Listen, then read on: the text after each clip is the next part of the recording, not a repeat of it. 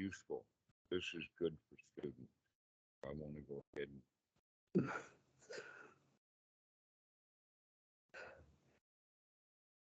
okay. Mhm. So, Agnes, anyway, sorry, I didn't mean to interrupt you So, there. Uh, Go back and start talking about how uh, when that you were at a state of procrastination and saying, "I'll do it tomorrow. It'll get done tomorrow," and I'm not up to it now, and that kind of thing. And take it from there. yeah, it seems to be some kind of pattern in my life, and Mm. to have that kind of thinking, because I intend to do it. I'm into it, but I just don't start doing everything because I cannot see the urgency or danger in it. Some Right. Uh-huh. things I've been able to do it, and when I get there, then I um, then I really do it. And then the meditation practice has been life saving for me at such times, Mhm. because it comes into a question of life or death for me. And it's very liberating to see that too. And then the happiness comes and everything kind of yeah, it's but at that time when I started doing it, I also had a lot of fears coming up, but there was this basic profound happiness in that, the peace of mind. I knew it was the right thing to do, and I kept doing it. Mm-hmm. And from then on I've been uh, dropping things and stopped doing things along the way. But there have been some things that it's difficult for me to let go of. Um, Okay. All right. Well, um, let's take it from the perspective of I have been known to tell people that it would be a wholesome thought to say, well, never mind, I'll do it tomorrow. Okay. But that is in the sense of relaxation. And I'm saying that that's a wholesome thought, but it could also be unwholesome if, in fact, it is not freedom from fear, but it is based in fear. In other words, I'm afraid to do something, and I don't know what to do, and I'm confused and whatnot. And so now I'll put it off tomorrow. So basically, what we're uh, really looking at here, Agnes, is your wisdom eye. Can you begin to discern and see the difference between what is wholesome and what is unwholesome, given that it almost is exactly the same words, but it's the underlying feeling and or the feeling that it brings on, but it's the associated feelings that we're beginning to look at. That in fact you keep talking about fear, and I'm going to tell you something about fear. Fear is the primary motivator of not just all the humans that I know. I suppose it's with every one of them, but it's also the motivation for the dogs. It's the motivation for the ticks. It's the motivation for everything is driven by fear.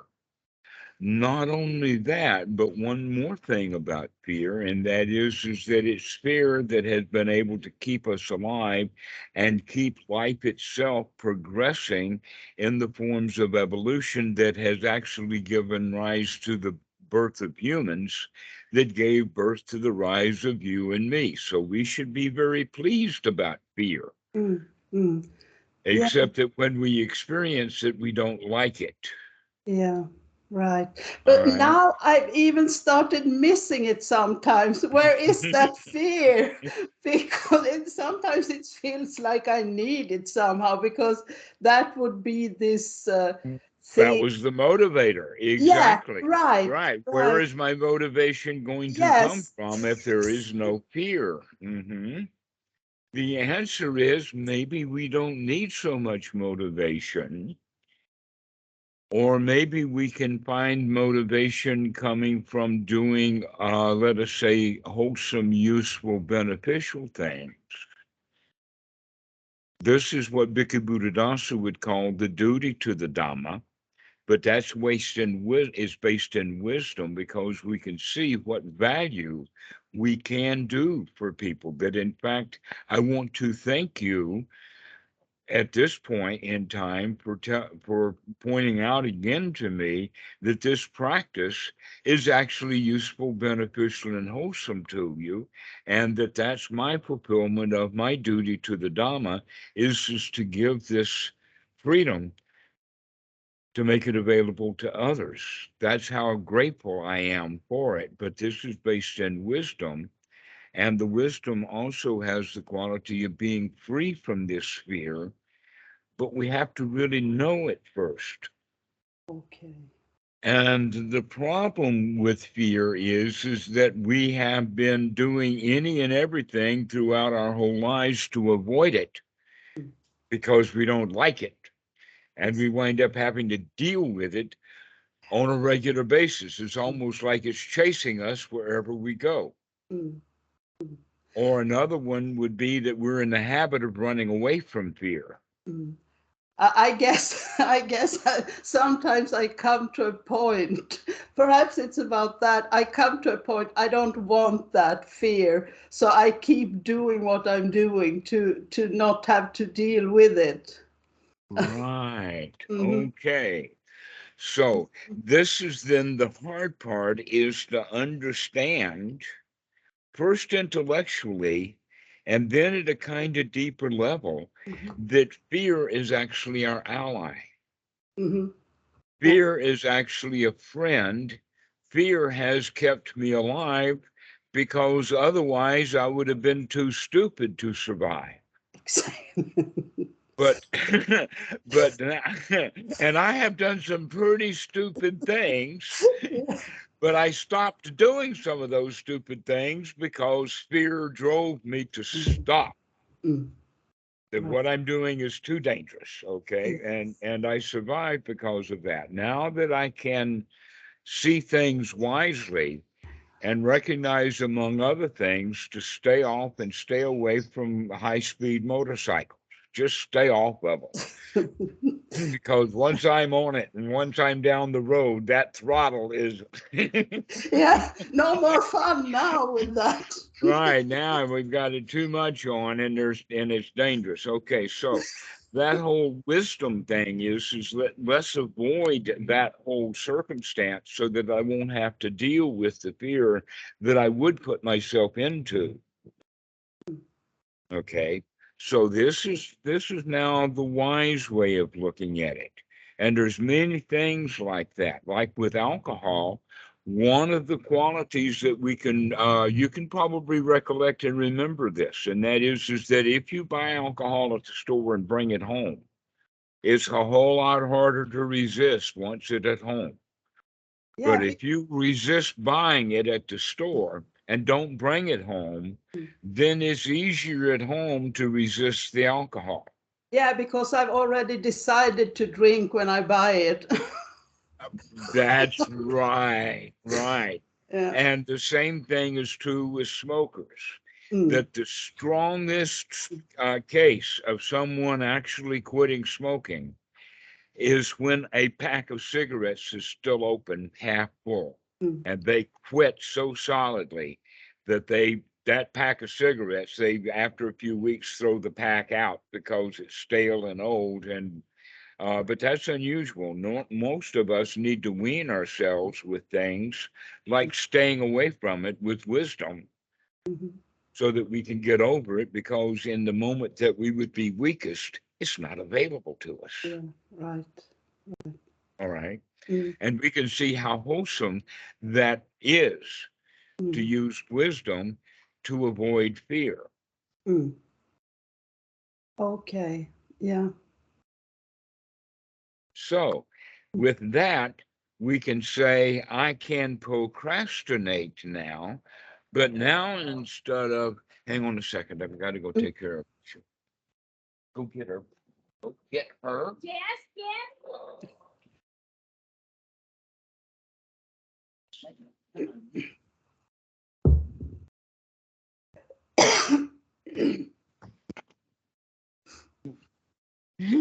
Sorry about that. We've got a great big dog being accosted by a brand new puppy that's too stupid to recognize she's in danger.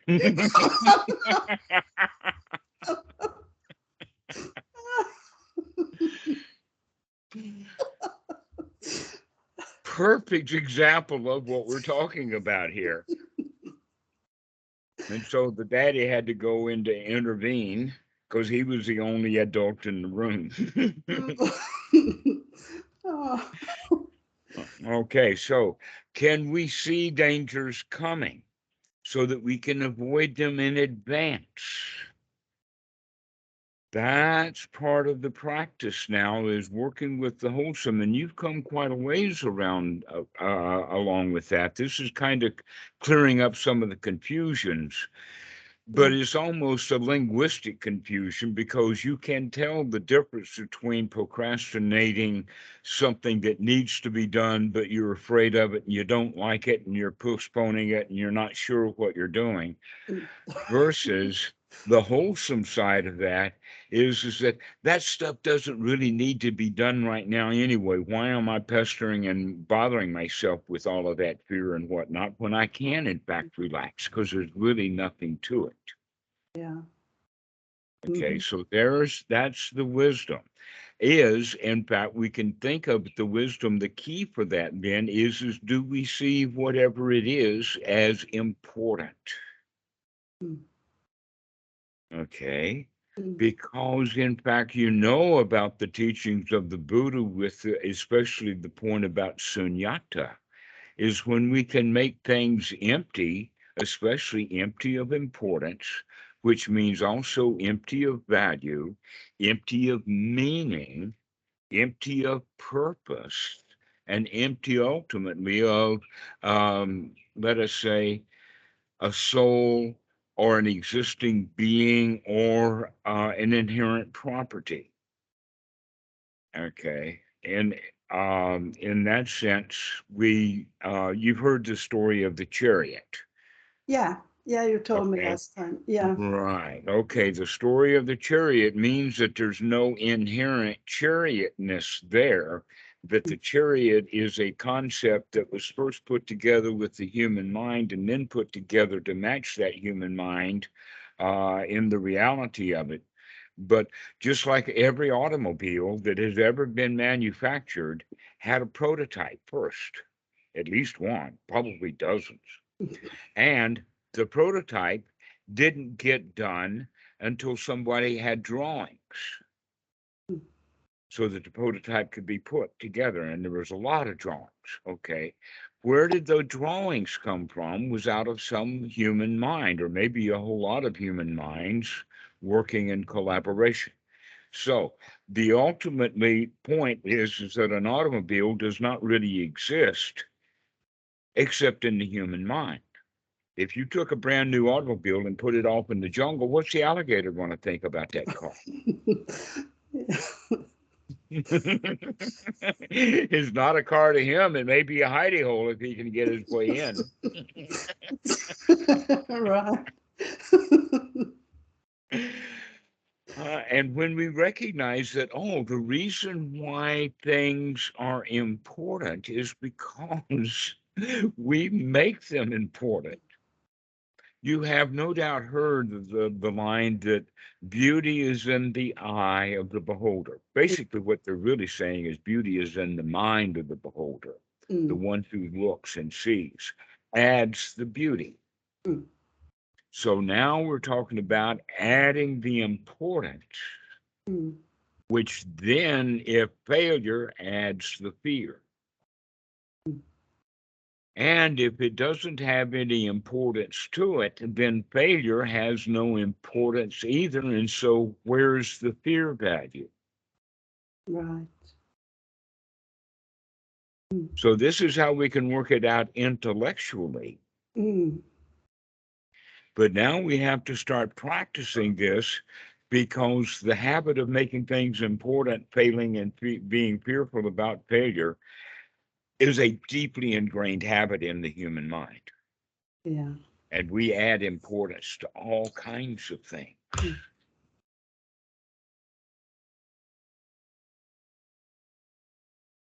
Here's a clear example of that, is the monk who gives his first public Dhamma talk is important to him, Mm. right? But after he's done 1,000 of them, one more Dhamma talk is not going to be important unless now he's got a special audience that he's never had before, like maybe the king of Thailand or maybe 50,000 people Mm. or something like that. But he still manufactured that importance in his own mind. Mm. And that's what gives them then stage fright or butterflies in the stomach. The fear is done. And so the whole point is about practicing doing something over and over again. And then it becomes easy, it becomes routine, and then it becomes not important. Yeah, right. And I this, experienced I've experienced that in a way because I was scared to death to speak in front of people, but now it's not very dangerous anymore. no, that's because been there, done that, can do it. Yeah. Okay. And it has to do with a bit of confidence. Mm. So, if we can see that it works in that one case, and in a way, it also worked with alcohol. Mhm. It worked in that case. All right. That when one first stops drinking, there's all kinds of fear about, I don't know if I can make it or not. I'm I'm going determined to to make it. die. I'm I'm going to going to die. die if I Yeah. don't do it, but I Yes. might die because I could do it. Okay. Exactly. But That's the point I came to. It was, yeah, exactly. mhm. All right. So now that we know that that's the case, we can say then that fear actually was loud enough to drive you into wisdom, Hmm. to wake up and stop what you're doing because it's dangerous. Yeah. Okay. Yes. Yeah. That's one of the things that happened with me on many, many different items, including motorcycles. Okay. Yeah. Right? Even though we've got two of them here in the basement, but they're little step through lady bikes. um, the 250 Sherpa was a downsize, but it was still a very, very high quality, high speed bike. But that was now so, gosh, that was 7 years ago when I got rid of my last super bike. Okay. So it's enough now with the smaller one. No, I don't even drive them You though. don't. That's Okay. no, I don't drive them at all. No, Tam Uh-huh. has them. I don't use them at all. I don't drive anymore. Hmm. And the reason why mostly is because she doesn't want me to. She doesn't like it. She knows that I'm a speed freak. And even if I wasn't a speed freak, I actually enjoy that because now I've got a built-in chauffeur who will take me any place that I actually need to go. Mm. Yeah. And I don't do things frivolous, so I'm not asking her to take me off to someplace. And in fact, most of the business that needs to be done, she just does it while she's out and about, like taking things to the post office and getting printing done and that kind of stuff. So I don't spend any time on the road anymore. Sounds wonderful to have such a person around. Well, it takes a bit of training. Yeah. And also willing to give up driving, Mm. Yeah. to stop driving and let her do that because that's how she wants to do it. So, Mm. um, but we can see that with many, many things also, that once we see the danger in something, we're willing to do some remarkable stuff to make a change. Okay. Once I recognize that, hey, if you think that a teenage speed freak well established in the neighborhood and knows where he's going and knows his motorcycle very well, is still really dangerous. Think about that same kid when he's 75.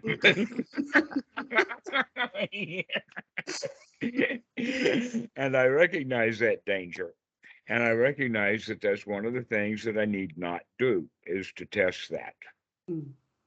And so we can say that then, that by not getting on the motorbike is exactly the same thing as not buying those donuts or not buying those cigarettes or not buying that alcohol at the store, because if it's not at home, then we can deal with it easier.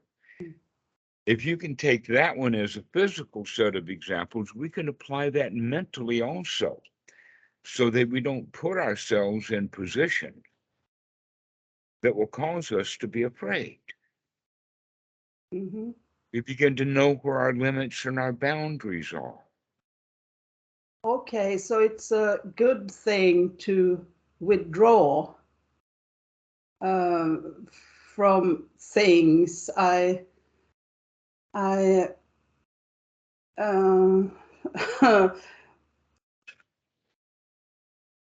Actually, going back to the point of importance, we start not withdrawing from things, we start withdrawing from the importance of things. uh-huh, uh-huh.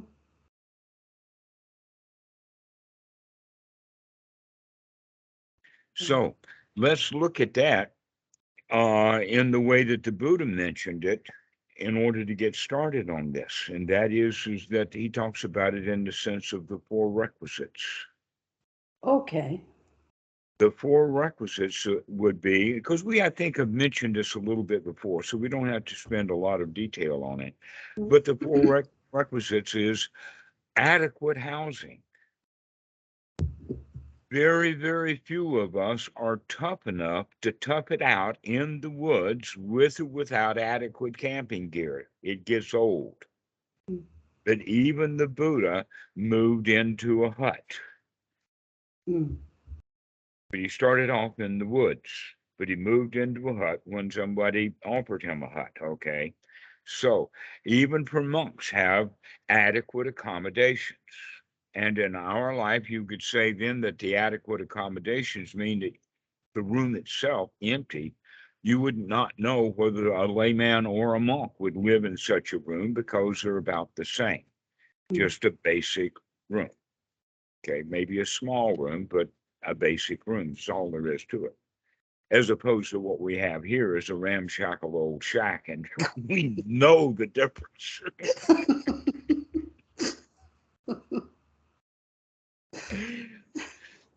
One of the things that makes this a ramshackle old shack, and it hasn't been painted probably since it was new, which was about 100 years ago. And the floor looks interesting because we've had enough termites. This is teak, and it's hard for those bugs to eat. I mean, teak is fairly safe, but over time, they eat through enough of the floorboard so that the repairman will come in and cut out just a tiny little section, this big, and replace it between the joists. And so we've got it all is not quite a checkerboard yet, but it sure is beginning to look like one. We've had so much. So, but it's adequate. That's the idea, is that it's good enough. Yeah. Don't need any more than this. This is what we've got is good enough. So adequate shelter, adequate clothing, adequate food, and adequate medical care. And Bhikkhu Buddhadasa adds a fifth element to that he calls adequate entertainment. And if he's going in that direction, I would also add a sixth one, just to spite him, and add adequate transportation. Now, in the time of the Buddha, one's bare feet were adequate. Yeah. But not nowadays. They've got concrete out there, Yeah. And so what is adequate then depends upon the circumstances. but we also have to think in the point of how do we spend our time, and is the way that I'm spending my time, is this wholesome or not? And how I do my transportation, is it wholesome or not? But we can look at it in the sense of from psychology. They and governments use psychology and whatnot to talk about what we would call a poverty line. Yeah. A poverty line is such that in any one of these items, if you go below what you actually need to the point that you feel bad, then that's not adequate. Mm-hmm. Okay. Yeah. And so we need to move up to something that's adequate, but Mm. then we stop at the adequate, just so long as Ah. it's comfortable. Mm-hmm. Yeah. And we don't That's need really helpful to think like this. Yeah. Mm. that everybody has a bottom line on all of these items. Yes. Yeah. I used to think a lot about that before, and it was really helpful. Yeah. I need to come back to those things, I guess. I used to, and you're saying exactly those things now that I used to do and how I used to think, and I really got rid of a lot of things. And I was Yeah. very happy with that. Mhm. Yeah. Is this good enough? Is Mm, this fine? We begin to treat the things that our projects and all of that is just a toy. Nothing's really important. mm, mm. Yeah. That we do things just because we enjoy doing them without making much of a purpose out of it. Yeah. I, Because, I, or make it important, because if we yeah. make it important and then we're not successful, then here comes the fear and here comes the bad feeling. But unfortunately, perhaps they don't come anymore. The fear, I don't get any consequences because I have a mindset that it doesn't. It's I don't really care. So Exactly. that's even more danger in that. I think to kind Not if of you're doing it wisely. no. Yeah. Right. You learn to do that unwisely because Yes. you weren't paying attention to the fear. Yes. Mm-hmm. Now that you're Yeah. paying attention to the fear, you recognize that you can control that fear. In fact, Yeah. you're having less and less fear, Yeah. but when Uh, it does come up, you don't like it. yeah. You never have liked it. No, You didn't want to listen to it, and in fact, no, it almost it was only to the point that it was about to kill you when it got fear enough, big enough fear. Finally, you listened to it, yeah. and now can be a whisper, and Yeah. you're still trying to avoid it. Mm, So here's the point: is that you can begin to listen to the whispers of the fear mm-hmm. without it bothering you at all. So you'll actually listen. Let it be your teacher. Let it be your ally. Mm. Oh, Because it's actually not talking about what is to be avoided and what's dangerous. It's actually pointing out what's important. mm, mm. So when fear comes up, you'll begin to say, aha, what kind of importance am I putting on something here that Mm. I have attached myself to the point that I'm afraid.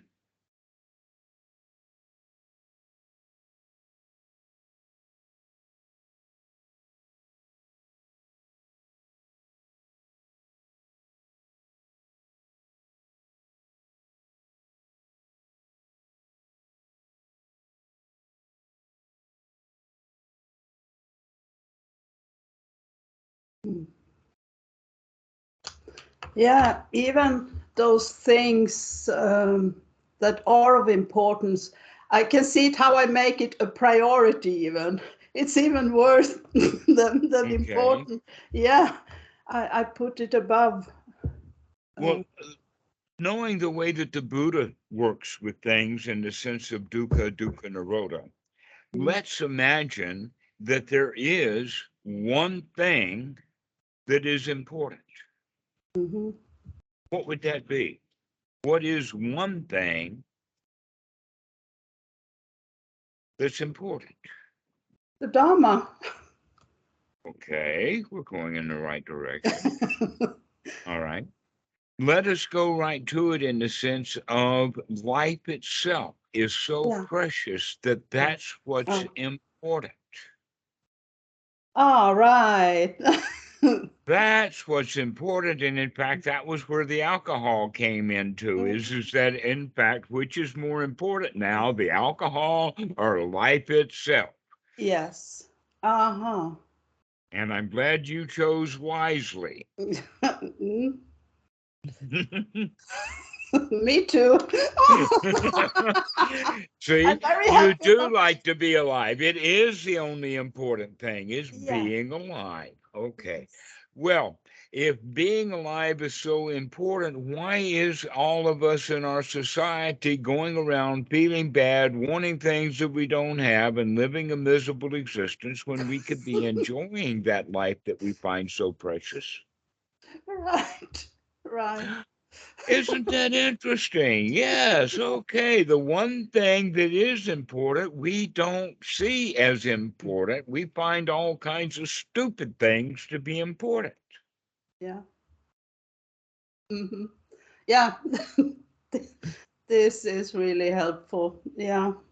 That's it. Okay. So if we recognize then that, here's the next step towards anapanasati, and that is that if life itself is important and we're going to start paying attention to that in a wholesome way, then we begin to recognize, wait a minute, there's a whole lot of stuff I can do without and Yeah. stay alive. I can go without a job forever. I can go without riding a motorcycle for a long time. I can go without sex for years. I can go without eating food for 30 days or more. I can go without cigarettes. Mm.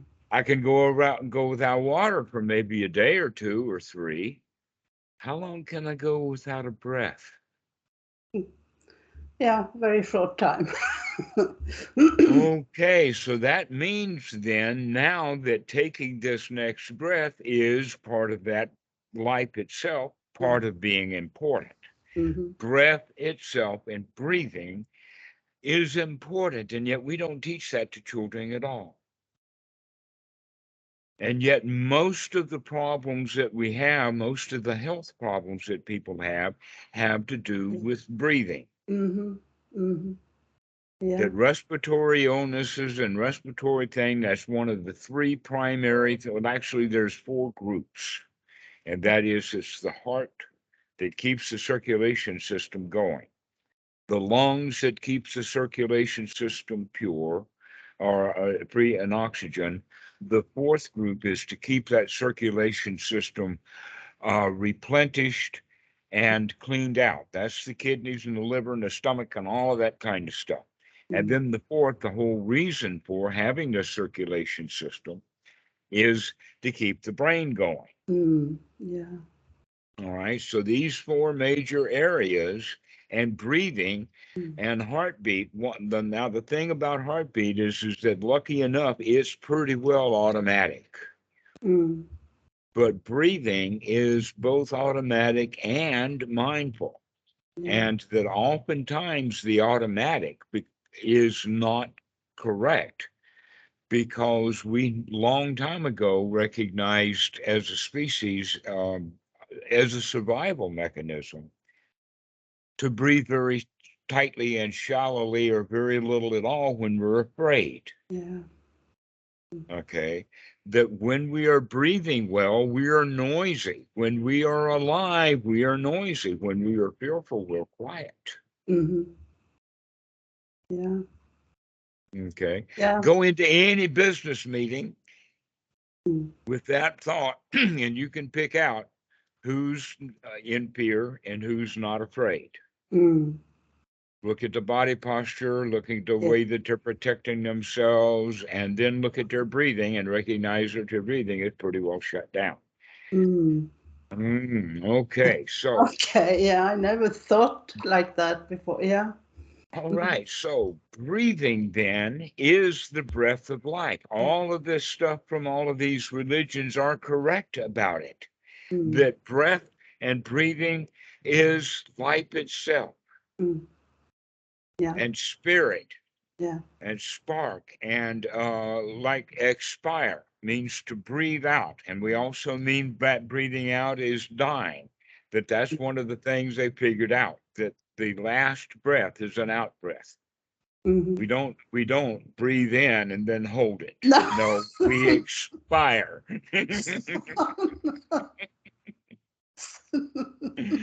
So you could say, yeah, he's full of hot air until he dies. And then he has to let that go.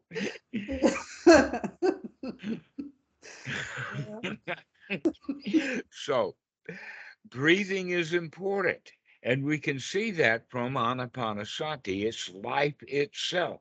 And if we breathe really well, then we feel very oxygenated. We feel vibrantly alive. Paying attention to the breath gives us life, and it also kind of frees us from fear. Mm. Yeah. And that if we are breathing well and we feel anxiety, we can chase that down with the breathing. We can find out where that is. We can manipulate it. We can breathe into it, and we can let go of it Mm. and stay in that vibrantly alive position. Mhm. So this is why it's so beneficial with Anapanasati, is to think wholesome thoughts and breathe in a very wholesome way and just enjoy and relish being alive. Yeah. Mhm. Oh, it's so nice to be alive. What a Yes. marvelous gift. Yeah. And we feel grateful. Yeah. We Yeah, feel, I got there from got that from someone somewhere. Yeah, and it's actually I was going to ask a little about that too. Is that uh, I've been thinking about that. Is it the Buddha's teaching only? Is it specific for the Buddha's teaching? This thing. yes, this is definitely the teachings of the Buddha. I'm using Western language and a New Agey kind of language, and Christian language, because it's part of our culture. But I have the basic foundation of all of this back into the Pali. But when people read the Pali and don't understand it, they don't make this connection. Right. That this is the thing that I'm providing is that this love of life is in fact getting ourselves into the first jhana. This is Okay. it, is being in that state of, Yeah. of feeling gratitude and feeling alive and Mhm. feeling safe and secure and comfortable and satisfied. And we know that we can do this, and we know that we can get ourselves into this state often. And that's where the success, that I've made it. I can actually be alive Yeah. and really enjoy it. Yeah. Well, what else is there to want? Yeah. Yeah. Yeah. Now I come to the first thing I wrote down as a question. Uh, when I come to this state, when I start, um, I get confused and I start doubting things and so on. Is that about a doubt about the teaching? Could one say that I'm doubting the Buddha's teaching? Is that what it's about, or is it another kind, some other kind of doubt? Is it one of the hindrances in that way?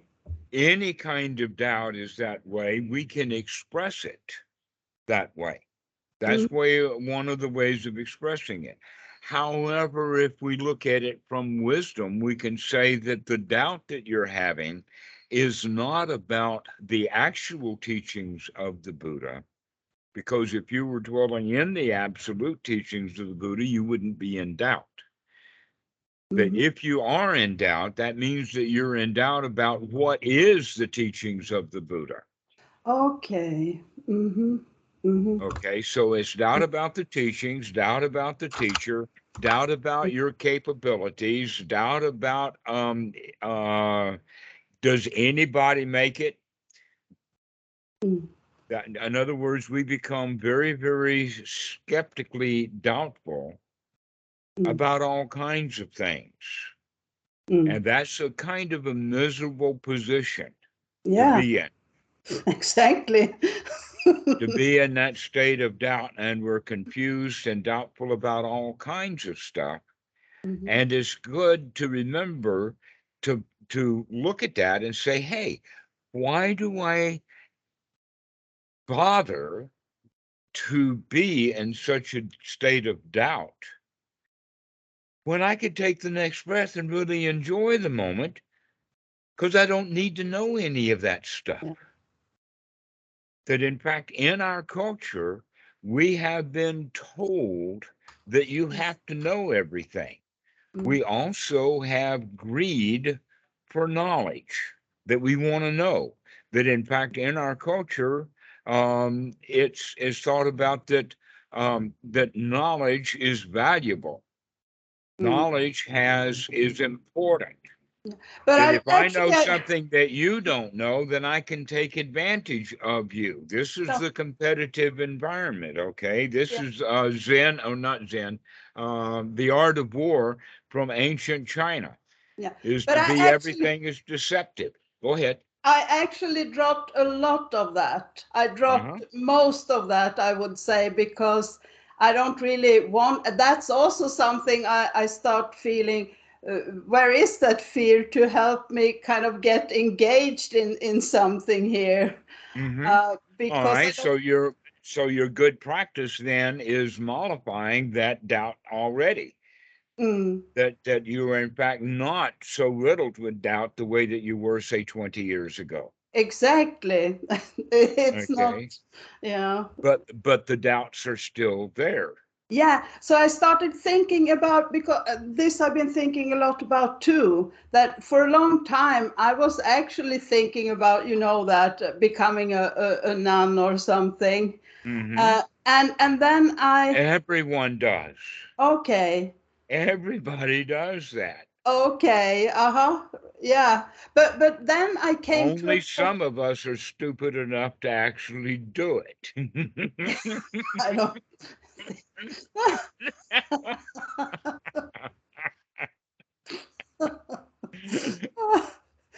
but But okay, so if you think about it like that, when we begin to really see the dukkha as a really, really great, big, important thing, it comes very much like the issue with the alcohol, in the sense of I've got to escape from this. I've got to, my dukkha is going to kill me.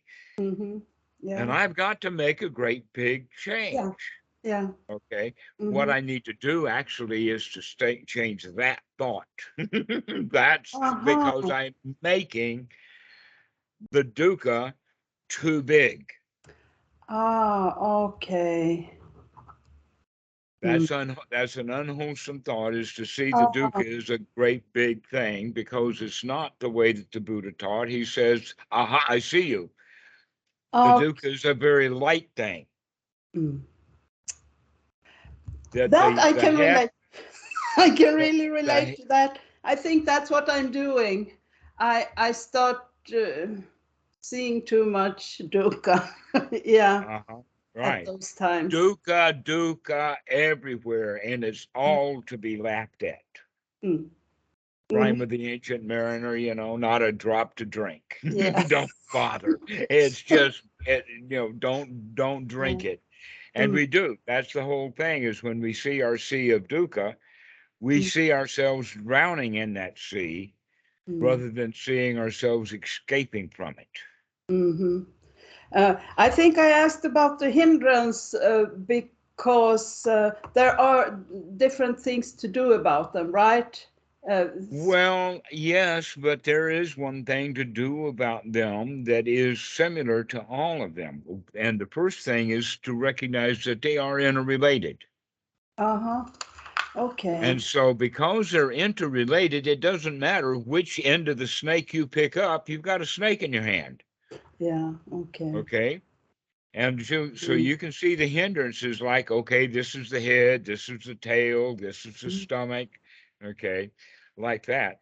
But the fact is that you pick up the hindrances like this. So the first thing is to recognize that we don't have to individually pick them out, but mhm, we can recognize that they have traits. mhm, And the traits of the hindrances is the thoughts that we're not thinking about what's happening right now. That what I'm hindered by is almost always either the past or the future mm, or some conceptualized timeless thing, but that is not right here in front of me, right here, right now. yeah. Okay. Okay. Mm, That if I feel like I've got a gun in my face, I'm imagining the gun that I feel bad about. There's no gun there. mm, Reality of the situation is it's not here. mm, Okay. yeah. So the hindrances is hindering us from being right here. Mm, okay. That's what they have in common is they Mhm, have the common point of keeping us out of the present moment and also keeping us in bad feelings mm, of sadness, fear, doubt, perplexity, worry, mm, desire, all of that kind of stuff. But in the here now, being free from hindrances, we can feel satisfied. mhm, yeah. And we can do that anytime that we remember to. Mm, yeah. That's the whole point. If I remember, I can throw any of that stuff out. And one of the ways to remember it is that it's not heavy, it's not important. I Mm, can throw it out. It's just a thought. It weighs almost nothing. yeah. And it Yeah. can be thrown out, and the next thought can be popped right into place. Only the next thought is wholesome. Mm. Sometimes it's I kind of know that, but I'm just kind of um, not paralyzed, but I just don't do anything. I Weighted down, uh, weighted down rather than paralyzed.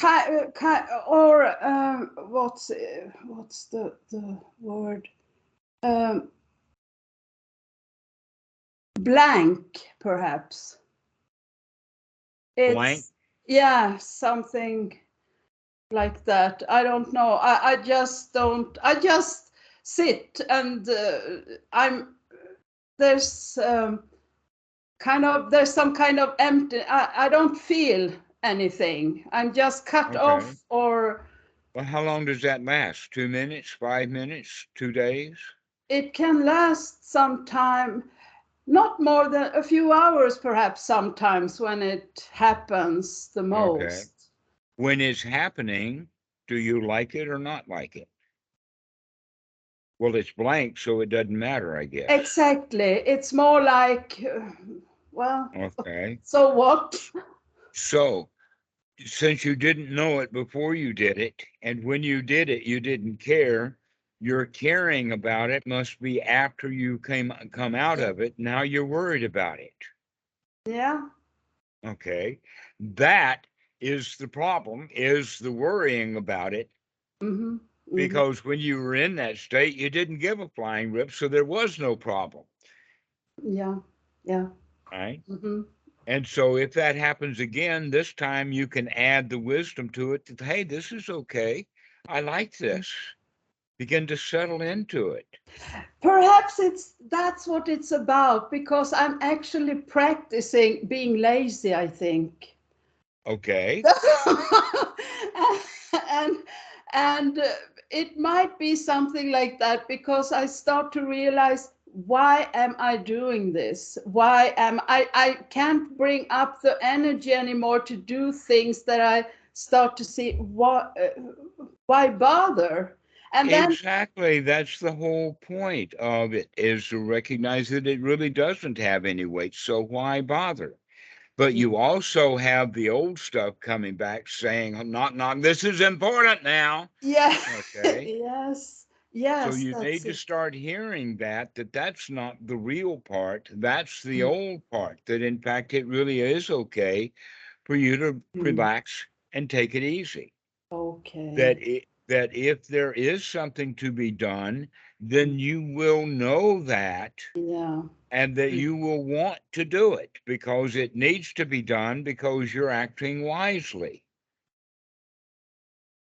In other that makes a words, lot of sense. Yeah, that's mhm, really helpful. Yeah, because I actually do some things, and when I start doing, I feel, yeah, this is what I'm supposed to do. This is, mhm, yeah, this is enjoyable. This is good yeah, enough. And so I'll do yes, this. Okay. But when you're sitting mm, there in that kind of nothing state, yeah, that I will tell you, Agnes, there are tens of thousands of people who are practicing meditation that if they heard this video, they would be jealous of you because they're striving to be able to get into that state. okay, uh-huh, Okay, so congratulate yourself okay. for being get into a state to where nothing matters and I'm here, Mm-hmm. but I don't care and it'll last a while. So then stop hassling yourself that you're actually able now to accomplish something that many people would be jealous over, Okay. rather than hassling yourself because you're not doing what your mommy and your Aunt Grady and the Gestapo and the Swedish Guard told you to do, and the church. Yeah. That Oh. you have learned to do nothing finally. Mm-hmm. Now you Yeah. can enjoy your life. You can actually sit there and enjoy being alive with nothing to do. Just let it be empty. Hmm. Yeah. Right. Mm. And so it's okay to do that. Really, it's okay. Yeah. What's not okay is to hassle yourself about it later. Mm-hmm. Yeah. That's the hindrances coming up right then and there. Mm. Mm. Because it's expecting you to go do something in the future. You're wasting Mm. your time. You ought to be, blah blah. There, Mm. that's Mm. that's the rules. Okay, Yeah. so begin to tune into those rules and recognize that hey, you're free. You do not have to do anything because somebody told you to do it. Mm. Mm. The Buddha's got a whole list of them that's listed in the Kalama Sutta. That very, very famous one starts out with, don't accept things. And here we've been accepting things since our childhood. All of the rules and all the oughts and shoulds, the Buddha Mm. says, don't take any of that stuff Mm. because it's tradition or it's part of the society or the social structure. Don't take it because it was written in some old book. Don't take it because yet you heard it advertised on television. Mm. Don't take it because your teacher said it. Don't take it because it fits in with what even you've been told before. Mm. Don't take it because it's all the rage now, Mm. or all of that. That the only way that we could accept something is through investigation, to Mm. really look closely. Mm. Okay. I So now here you are really looking closely and getting yourself into a really, really nice state. And then later up pops this rule yeah. and you're Yeah. not looking at it. Where did that thing come from? I What am I supposed to be doing instead of sitting here with nothing to do? Uh huh. I guess the what comes up is uh, some doubt about my ability to discern what is old stuff and what is new, because in my old life I didn't follow rules at all. I did not care at all, and I went against society, everything. It's the complete opposite to what I started doing after 22 years ago. When I've been And here you've gotten into the Buddha Dhamma and you're all confused because the Buddha says that, hey, you were doing basically the right thing, but you yes, went, you left the stuff because it needed to be left. You just went off in the wrong direction of yes, alcohol. yes, Okay. yes. Now you're coming back and doing that. And so it's okay to rebel against that stuff. But now you have to be clear about that these old rules that you're rebelling against are these old rules that it's okay to rebel against because you're okay now, Hmm. that you're all right already. Yeah, Now okay. you don't have to go do something. Before, see, you were in a state of rebellion, that you were running away from those Yeah. rules. Now you can sit down and laugh at them. Yeah. Hmm. And another thing, I can see how what I have been doing around other people actually works. And I'm very surprised about that. That's all the Dharma doing that, because I didn't know how to be among other people even. I Mhm. wasn't very kind at all, but now what I do seems to be appreciated. And I'm kind of happy, and I think that people appreciate that too. Uh-huh. Well, Uh, we have talked about that in the past. I remember yes, talking with you yes, about that, that yeah, your only job is to be friends with the people at exactly. work, Yeah, I've and been it's working taking the for you. what And it's been working for you. exactly, and also in very difficult situations. When it was really, really new and difficult for me, and it worked. I did not perfectly, but but I'm amazed about the outcome. That I'm really I cannot understand how that could happen, but it works basically. Well, It you do understand it. I mean, we just talked about that you've been actually practicing dealing with people differently, and yes, it's absolutely amazing how yes, successful you are at it. yes, yeah. And it feels good. I can see the change in myself about.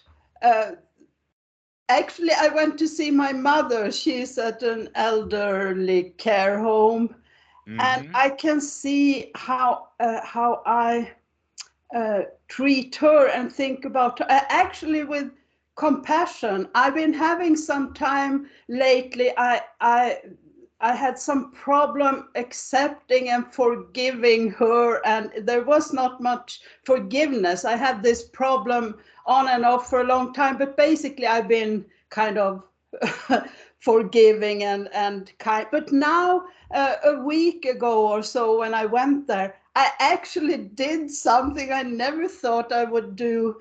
I don't usually do things practically. Um, What for did you do? What did you do?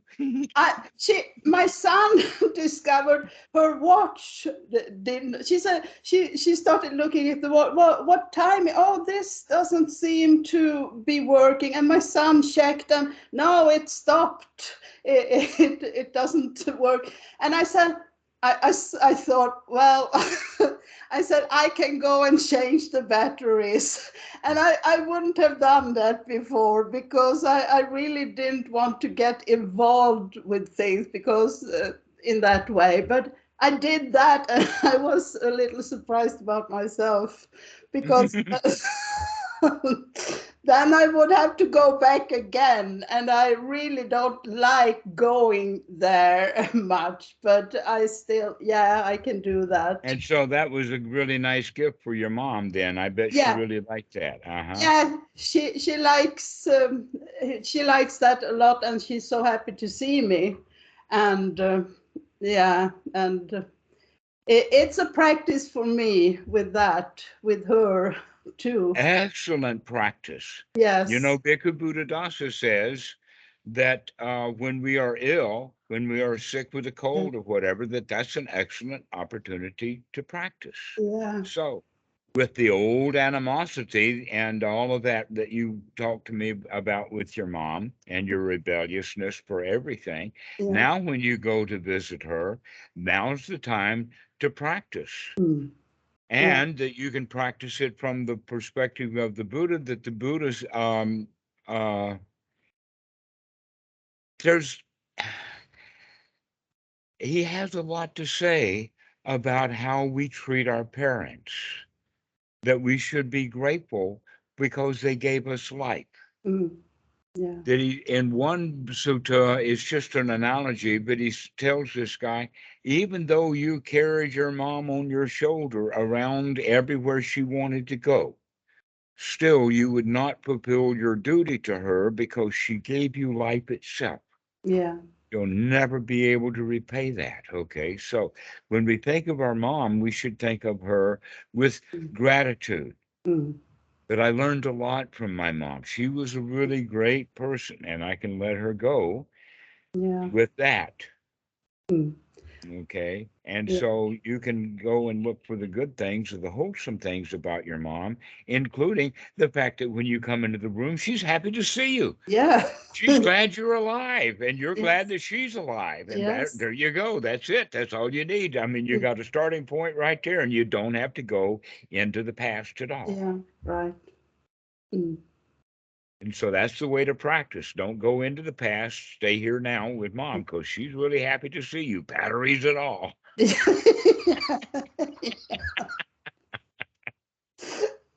Yes. And also actually I can see how my son has been teaching me so much about things, because he acknowledged that he kind of said it was a very good thing you said to grandma when I, because she said she was kind of worried about getting old and how hard, how difficult it was, and I said you're allowed, you can be forgetful, and you can be, and she really was happy to hear that Mm-hmm. she didn't have to do anything and she can't do things, she said. And I say exactly what you're telling me now, kind of. And Exactly. yeah, yeah. And The Dhamma is for the elderly. yeah.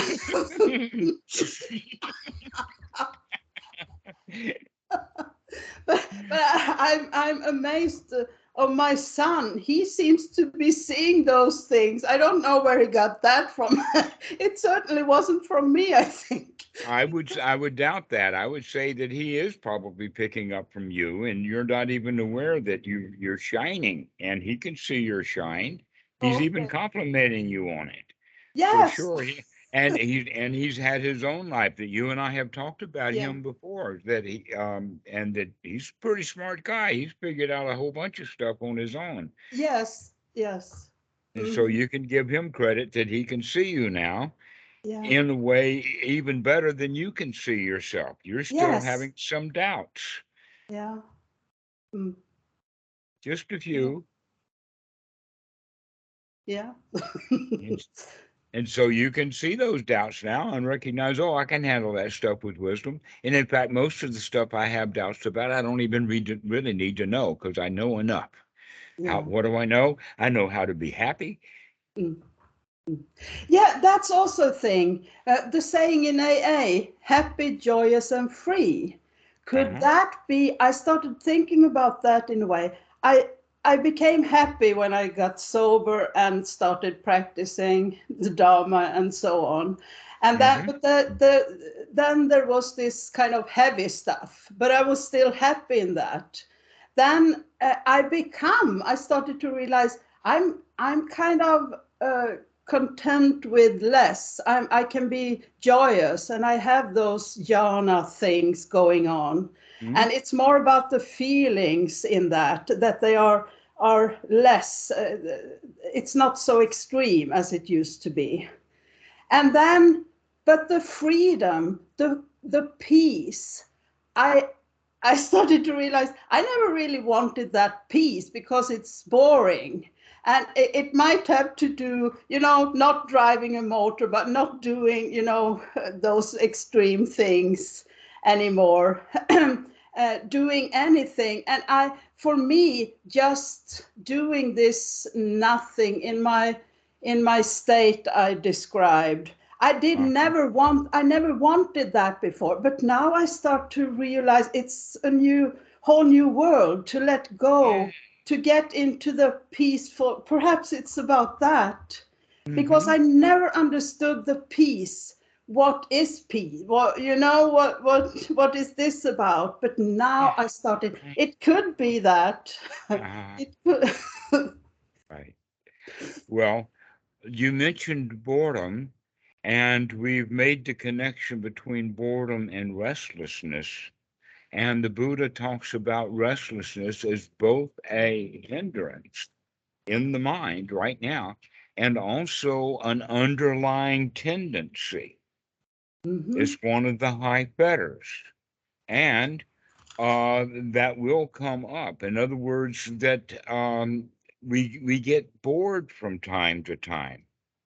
And also we can recognize that boredom comes with thoughts. And the thought that I began to have, in fact, this was a lifesaver for me, is that, oh, I'm bored because I'm not practicing correctly. If I were practicing correctly, then my practice itself would be not boredom. That would be the activity that I'm craving.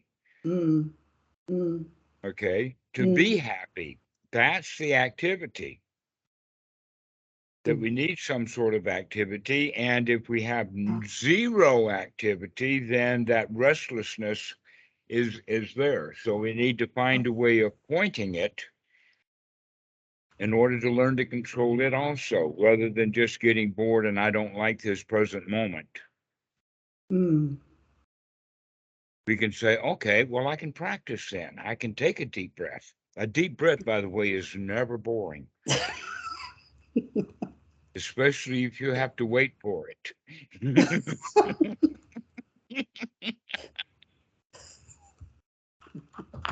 Right. Yeah. Thank you so much. This is so helpful. Even if I don't get it in the moment, but it's sometimes it does. It takes a while for this to sink in. Yeah. Just like a dry cloth does not accept water right away. It rolls off. But Yeah. if you keep putting water on it, it will soak in. Yes. Don't worry, I already know that. That's why I'm willing to talk about it over and over again. Yes. And in fact, I really like to do that. Yeah. Yeah. Rehearsing the Dhamma. Yeah. Yeah. So, Agnes, I'm glad that today was quite useful for you. Yes. If you get some out of that doubt out of the way. Oh, well, I don't need to doubt. Right. Not important. Right. Right. Thank you so much. See you later. Yeah. Bye. Bye-bye.